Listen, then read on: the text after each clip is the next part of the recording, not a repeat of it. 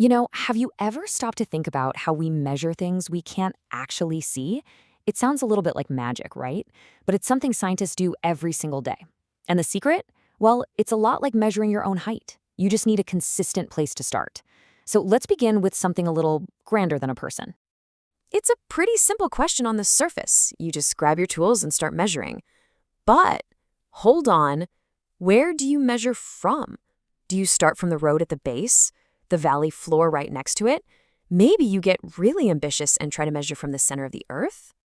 And see, that's the whole problem. If we all picked different starting points, every single measurement would be different.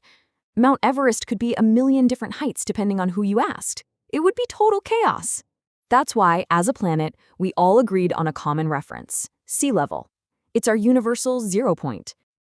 Well, it turns out the world of electrochemistry has the exact same issue.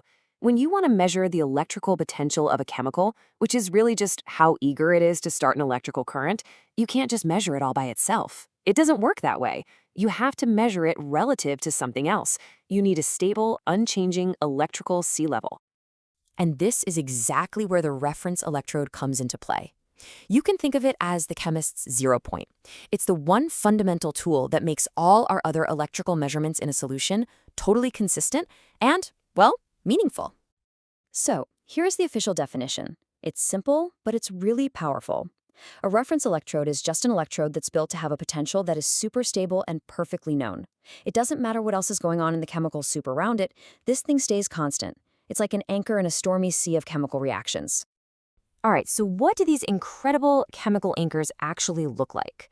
Let's meet a couple of the classic workhorses of the chemistry world, the tools that chemists have relied on for years to get that perfectly stable reference point.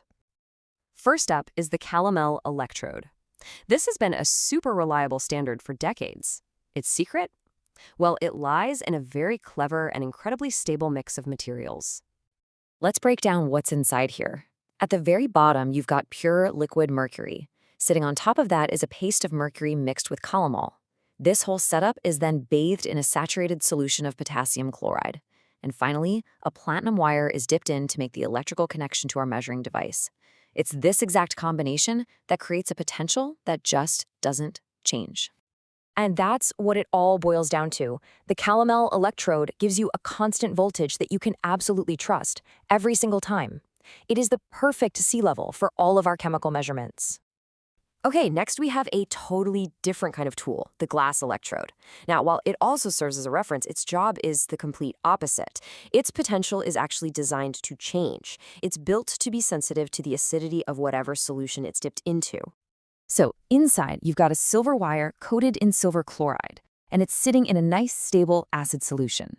But the real magic, the secret sauce, is that super thin glass bulb at the bottom. That special membrane is designed to literally feel the solution around it, and its electrical potential changes based on what it senses. So now we've got our two key players, one electrode that's rock solid and stable, and another one that's super sensitive. When we pair them up, we can do something amazing. We can get a high-definition picture of a chemical reaction as it happens. And this process is called potentiometric titration. In the old days, you do this by adding one chemical to another until you saw color change. Which is fine, I guess, but it's not very precise. Potentiometric titration is the next level. We use our sensitive glass electrode to measure the electrical potential of the solution while we add the other chemical, literally drop by drop. I mean, that's what we're doing. We are literally watching the electrical fingerprint of the reaction change in real time. This gives us an incredibly precise way to find the exact moment, the exact drop, when a reaction is totally complete. Now, the data we get from this process isn't just a bunch of numbers. It actually tells a story. And that story is told in the shape of a graph, what we call a titration curve. Okay, so let's focus on the graph on the left for a second. That's the potential graph. Along the bottom, you have the amount of sodium hydroxide we've added. And going up the side, that's the electrical potential our electrode is measuring. And as we add more, you see this beautiful S-shaped curve start to form. Now, we know the endpoint, that magic moment of completion, is right there in the middle of that super steep vertical part of the S. But if you look really closely, that section isn't a perfectly straight line. It's still a curve. So trying to just eyeball the exact middle, it's really tricky, and you're probably going to be a little bit off. So how do we find that point with absolute dead-on certainty? Well, this is where we use a little bit of a mathematical trick.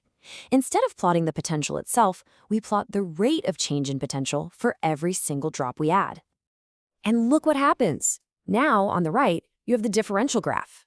That kind of ambiguous S-curve gets transformed into this incredibly sharp, dramatic peak. The very top of that peak, that's the moment of the fastest change. And that, by definition, is the exact endpoint of the reaction. There's no guesswork at all. It's perfect. And this technique isn't just a one-trick pony. Here, you can see the curves for a completely different kind of reaction, this one using potassium permanganate. The shape's a little different, sure, but the principle is exactly the same. You get that S-curve, and then you get that sharp differential peak that just nails the endpoint perfectly. Okay, so all of this might seem like a really specific, kind of nerdy lab technique. But the ability to measure chemical reactions with this level of precision, it has absolutely enormous consequences for all of our daily lives. I mean, really think about it. This is how pharmaceutical companies make sure the dose in a pill is exactly right. It's how environmental agencies can detect unbelievably tiny amounts of pollutants in our drinking water. It's used to check the acidity of your favorite wine or the nutrient balance in the soil that our food grows in. This kind of precision really, really matters. So when you boil it all down, these things, reference electrodes, potentiometric titration, they're so much more than just fancy lab tools. They are our window into the molecular world. They let us see and precisely measure all these chemical processes that are happening all around us, but are completely invisible to the naked eye. And that kind of leaves us with one final thought, doesn't it? We've figured out a way to measure the invisible dance of electrons in a beaker. It just makes you wonder, what other invisible forces are all around us, just waiting for someone to invent the right ruler?